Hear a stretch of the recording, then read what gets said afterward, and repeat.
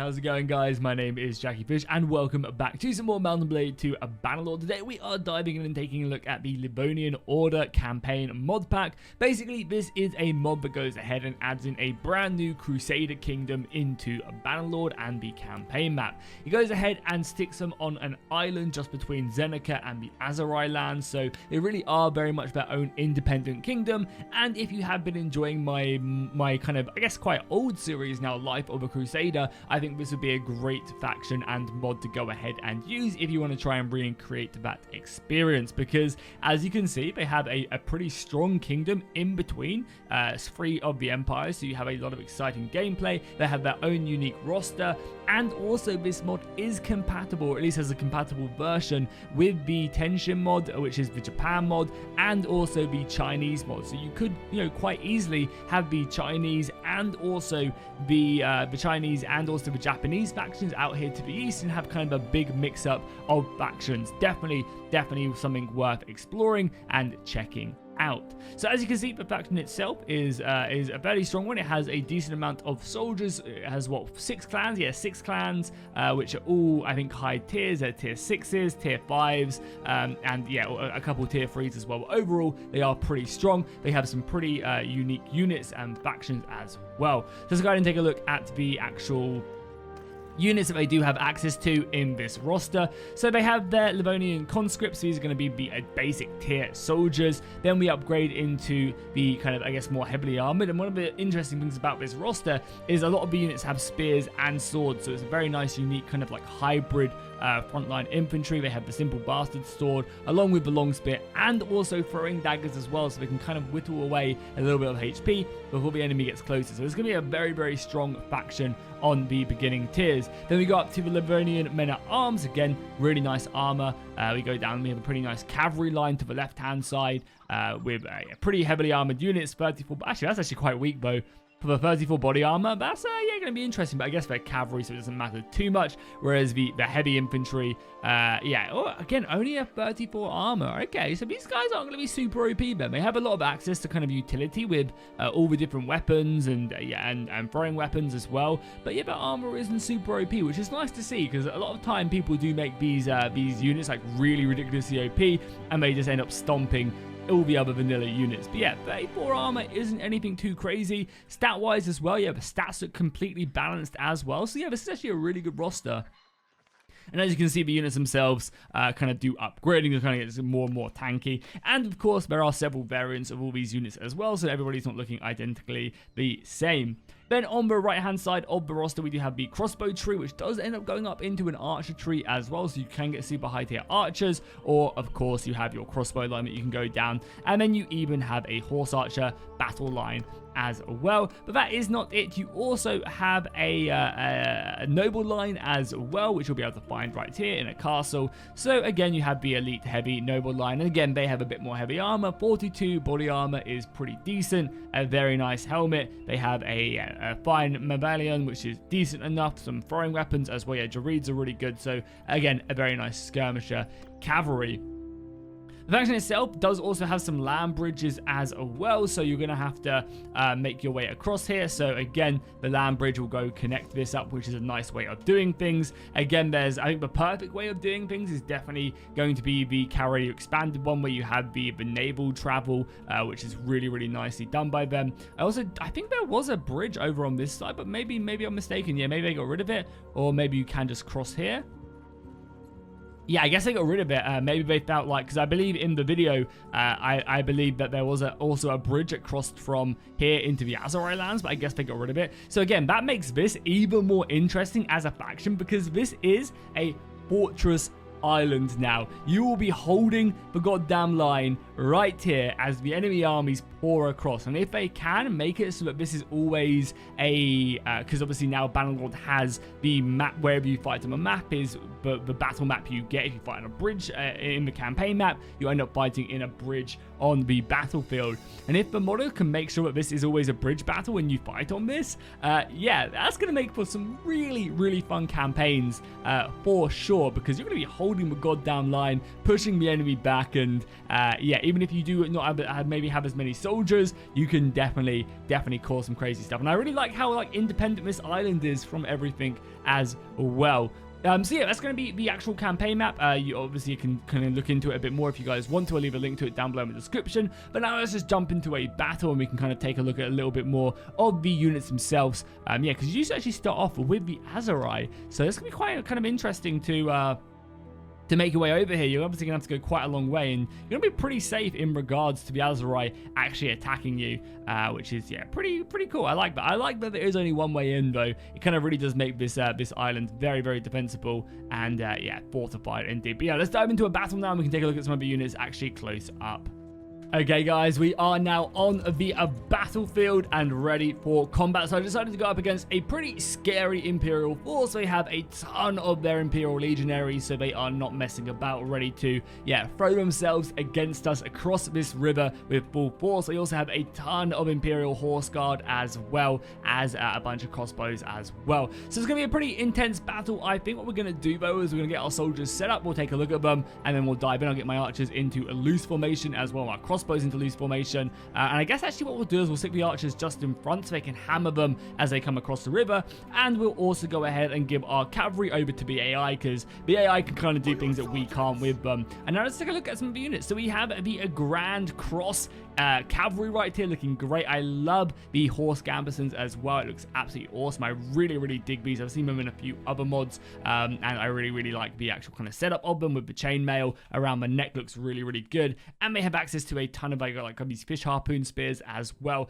as that long javelin, and also I believe they're equipped with a mace, so decent enough. But I've got a nice little mix of infantry. We have the tier 2s, the tier 4s, and the tier 6s, so yeah, a real mix of our infantry. But again, they're all equipped with that spear, which just gives them great advantages at taking out cavalry. These are going to be the upper tiers of them throwing axes. So yeah, these are going to be the tier 3s, and then tier 4s, even these are the men at arms, again looking really good. And then finally we have the tier 2s as well, which are, you know, equipped well enough with them throwing daggers as well. I mean, just having that throwing weapon is really good. We also have one of the commanders, which I'm currently playing as, again looking great. And then the crossbow units right there. The crossbows look ultra scary, really dangerous, and I imagine they're going to tear the Imperials apart. So let's quickly go ahead and dive into position. We'll march forward.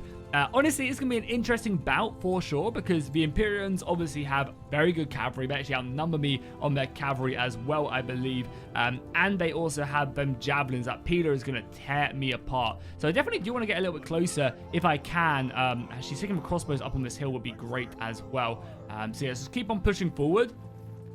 We'll utilize the fact that, you know, our soldiers can kind of move up a little bit quicker. I really don't want my cavalry to get too far ahead of ourselves, but they might end up engaging the enemy. And there you go, the crossbows are now in range, which is perfect. The infantry line can get a little bit closer as well, because we are elevated with the crossbows. And yeah, ideally, I would love to actually just meet them at this. Are they going to form a circle? Oh, the mad lads. They're forming that circle. I mean, they're getting peppered. And forming a circle probably isn't the best thing to do against incoming missile fire, because, you know, most of the circle will have their backs turned to us. So I'm going to take this chance to kind of get a little bit closer with our battle line right here. Is that the enemy cavalry? That's the enemy cavalry as well. Okay, good. And our cavalry is where? Okay, our cavalry is switching flanks all of a sudden. Oh, just moving up and keeping us nice and protected. Yeah, we can kind of move up a little bit more as well. I must have set the AI to defend. Normally, I set the AI to attack, so they don't do this, but that's fine. We can kind of go aggressive. They're kind of almost baiting me into the river right now. Yeah, I mean, we are racking up a few kills as well. I mean, as you can see, a balanced power bar is in their favor. And now we have a few daggers being thrown as well. Yeah, let's close the distance a little bit more as well. Keep that shield up as the javelins come in. Yeah, you can see the javelins starting to rain in as well. And a few javelins and other spears. Okay, well, I guess we're going to do it. Let's push our way a little bit closer. Actually, in the forest. And if I can, I want to get my crossbows like here. That'd be great. If the crossbows kind of form up right here, and we'll just sit in the river and shield wall and let them come to us. We have a lot more throwing weapons than they do. I say that. They also have a lot of throwing weapons as well, but they're in circle formations. So that's not really our problem. So let's get the crossbows up here. The daggers can keep on. You're kind of raining in, doing some damage. Again, these daggers aren't going to be doing anything too crazy. Yeah, we're going to get our crossbows into a really good position now. They're going to be able to absolutely just, yeah, smash this formation. And again, the cavalry is forming. Again, I want to make sure I don't get too close. too many about javelin fire. And there you go. The crossbows can really start to fire now. They are, for whatever reason, back into tight formation, so we're going to loose again. I'm very nervous about cavalry charging my right flank, but my cavalry should shield me there if they go for it. Yeah, now the crossbows can really go in. Okay, boys, time to start crossing the river. Go, go, go. Let's get into range. And my cavalry should kind of just protect my flanks as I move up here. Yeah, we have a few axes back here as well. So ideally what we really want to have happen is we want to try and turn their formation if we can, so the crossbows can just have an absolute field day. I'm really nervous that cavalry line is going to smack into me. And my cavalry is just like not protecting me. Oh my AI. Oh god. Okay. Yeah, this is really bad. I'm not sure if that's even the right cavalry formation as well. Is that the right? No, it's not even the right cavalry formation. God damn, the AI. I mean, I can understand what the AI is doing. They're trying to protect my my infantry flank, but completely gave up on my archers. Okay, just charge. And now it's time for them to charge as well. Let's go, boys. Oh my god, look at that little javelin. That fire coming in, the cavalry kind of raining in as well, throwing their javelins. Oh, that is brutal. And that's one of the deadly things about this faction for sure. Is going to be definitely the amount of kind of missiles they have. Is definitely not going to be non-substantial whatsoever. There you go, the infantry line clashing in as well. I don't know if we're even in shield wall as well. We're kind of being pinged down a little bit. That's fine. Our crossbows should still be shooting. Yeah, our crossbows should still be shooting. Even though they don't really have that much ammunition left. The cavalry fight is raging on as well. I mean, yeah, you can see the infantry line right there. Smashing in. I mean, I imagine we are just cutting them. I mean, it's a pretty even battle so far. Heavy infantry versus heavy infantry. 26 damage right there on the sword.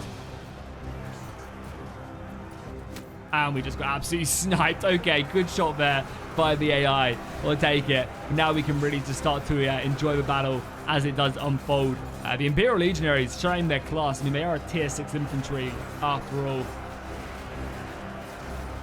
Yeah, I mean, whatever reason, my tier 2s are just not... They're using the daggers instead of their swords some of the time. It's never going to be good. I mean, overall, battle is looking pretty close. The AI has killed more, so I think the AI might snatch this one. Again, I was really hoping these crossbows rack up the kills. I mean, some of them are still shooting, but some are out of ammunition, which is going to be one of the downsides of crossbows. Is they're a lot less likely to pick up the extra ammo, whereas archers, when they fire back and forth, they pick up a lot more of their arrows, which are always way more effective. However, the archers are going to have to do some work now, as the Imperial Legionaries are closing in on them. Well, there's enough of them to really gang up on the Imperial Legionaries. And if they filter in slowly, then, yeah, we definitely stand a chance. I mean, there you go. The AI has cleared us up, but they've just got their own crossbows left now as well. Thing is, though, if these crossbows just sit idly by, we're not going to fare too well. So let's go ahead and take control again. Yeah, we have no crossbow bolts. So I'm just going to tell everybody... God damn, we got taken down again. That's not good. Let's just take over again. Keep that shield up whilst I command. And we'll just tell everyone to charge. I mean, we still have... Look how much cavalry. We still have 43 cavalry left, so we should be fine. Let's just make sure we take these guys down. We just need to close the distance down on their... we did 2 damage there. Okay, that's not good. There you go, 16. I mean, 16 is still not great. Yeah, we definitely need to try and close the distance. Do we have a horseman I can take command of? Go there. Let me find one right here. Yeah, there we go. Okay. I mean, they still have a lot of cavalry as well, but yeah, killing these crossbows is going to be important. Our cavalry is still doing a great job. Yeah, 42 right now as an Imperial Legionary. We are breaking across. Our crossbows are going quite skirmishy, so I think we've actually managed to wrap this one up. We've only a few of them left.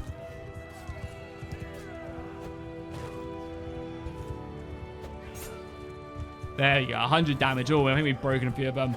So yeah, really big cavalry coming in clutch right there. Saving us, I think, even if the cavalry kind of got our crossbows killed.